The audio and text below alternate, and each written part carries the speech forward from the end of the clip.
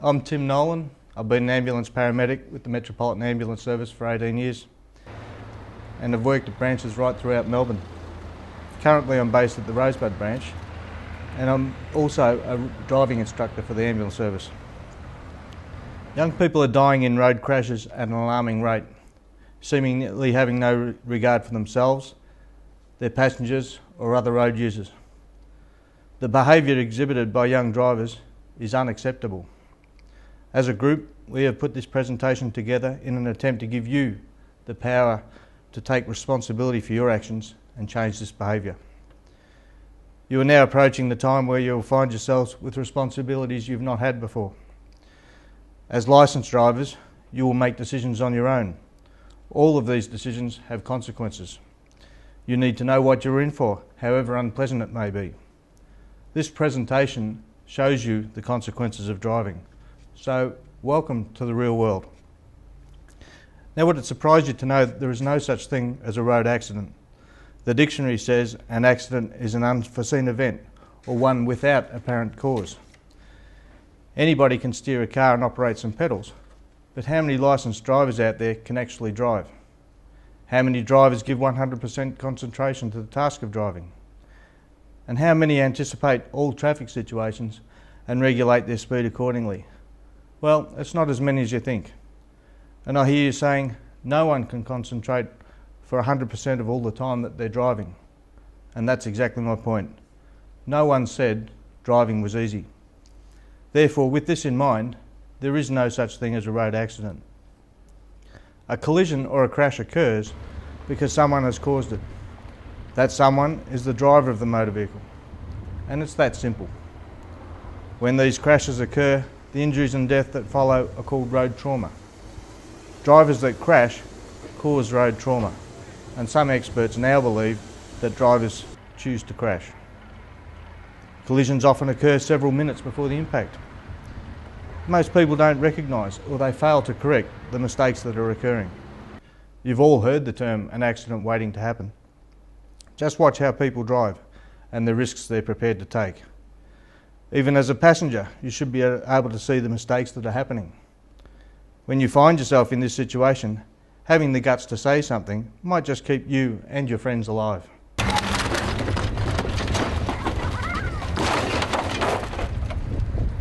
We are human and we do make mistakes. But when we complicate simple mistakes with inexperience, alcohol, speed, dangerous behaviour, showing off, or distractions inside and outside the vehicle, then one mistake for some people is all it will take for someone to die.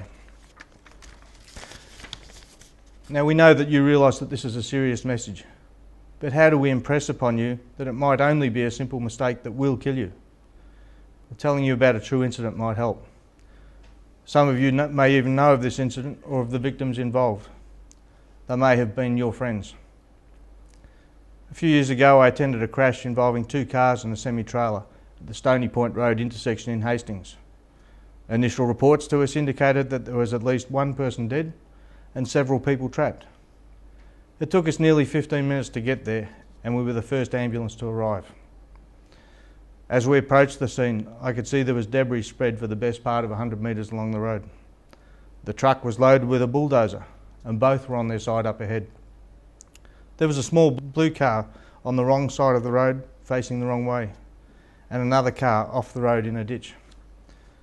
There were people everywhere, but strangely only one person near any of the vehicles. This man came up to me as I approached the small blue car and he said something like, "They're both dead." I can't remember his exact words because at the same time that he was talking to me, I looked into the car and I couldn't believe my eyes. What I could see was one occupant with the skull smashed open and the brain completely missing. This person was definitely dead. The front passenger door was half open. I could see another occupant, a young girl in the front seat. The dead person, the driver of the car, also a young girl, was half on top of the passenger. I had to move her long blonde hair that was still attached to this broken section of her skull out of my way to see if the passenger was alive. She had the driver's brain sprayed all over her face and in her hair. At this point she was starting to groan. I called out to my partner and we went to work to save her life. We estimated that this girl was aged between 15 and 18. She was 16 years old. While I was working, there was a noise inside the car that was annoying me. The ignition was still on and an alarm buzzer was sounding. I reached towards the key to turn it off, and it was only now that I realised how severely crushed the car was. The steering wheel was on the wrong side of the car. We were able to get the patient out of the car reasonably quickly, treated her on the roadside, and flew her to the Alfred Hospital by helicopter. I can't remember the injuries that this girl had. The vision of that young driver is so vivid, even today, and it will stay with me for the rest of my life. After checking all the other people involved in the crash and the bystander that assisted, I went back to the car to take some notes. It was a brand new car. The right side of it did not exist. The liver that belonged to the driver was on the ground outside the car. I could not see any part of it, the right-hand side of her body or of her legs. What a mess. No wonder nobody wanted to go near that car, and I'm glad I couldn't see the rest of her. So what caused this crash? It happened at a major intersection. The view of oncoming traffic was clear both ways. It was a dry road and the sun would not have blinded the driver at that time of day. The small blue car was facing a give way sign before the collision. Did the driver of this car give way? Did she look before driving to the path of a truck travelling at nearly 100 kilometres an hour? What distracted her the second before she died?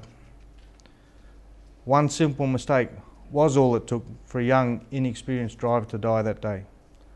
The mistake? She just didn't look. This girl was only 18 years old and had got a licence just a few days before. And when you get a qualification or a licence, it means that you are good or have achieved competence at that particular skill. For some reason, this does not seem to be the case when it comes to driving a car. It's evident you don't have to be a good driver to get your car licence. And having a licence doesn't mean you know how to behave when it comes to driving. As you begin to drive, please take the chance to learn properly. You will make mistakes. Hopefully, you'll get the opportunity to learn from them. Get as much time as possible behind the wheel to gain experience.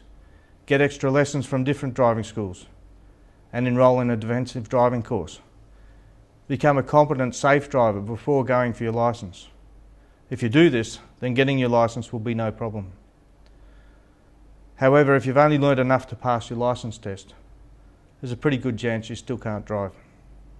If you need an incentive, remember that your friends want to get somewhere safely and not be scared when they're in the car. If you are that safe, competent driver, they will always want to go with you. However, concentrating on driving properly is hard enough, especially when you're still gaining experience.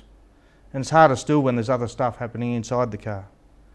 Part of being a good driver is to take control of distractions. Set the rules before you start off, and don't be afraid to pull over and ask people to get out if they are distracting you. As a passenger, you also have responsibilities and expectations.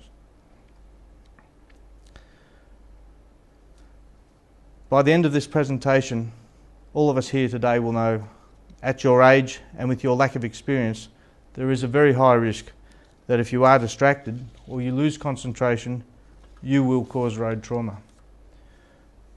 If you show off or drive dangerously, you will cause road trauma. If you drink and drive, you will cause road trauma. I ask you now, what type of driver will you be? Because the choice is yours. There are no excuses. Driving is not a right. Driving is a responsibility. Can you accept it? Please think about it and drive for life.